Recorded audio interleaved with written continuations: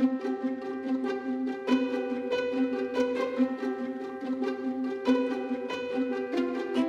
right, so exercise files. As part of this course, they're free. You can download them from a link just here.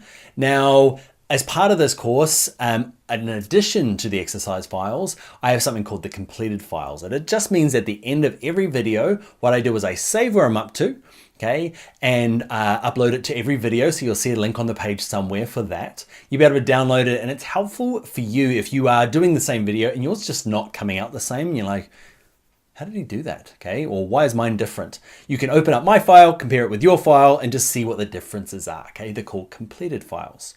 The other thing you can do is there's lots of, they're not called homework, okay, but the kind of things you can do by yourself. I set some tasks. I'd love to see those projects. Okay, depending on where you're watching this video, it might be the comments that you push, put a JPEG in of what you've done. Okay, there are some places that have special places for projects, but any which way, social media, I'd love to see what you are making.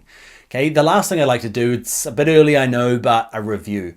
Reviews and likes are things that really help me, okay, while I'm doing these courses, okay, help my business and help me grow and make more courses. So a review, once you're happy with the course, okay, even if you're not happy with it, feedback would be great, okay, so leave a review at any stage. Now could be a good time, maybe later.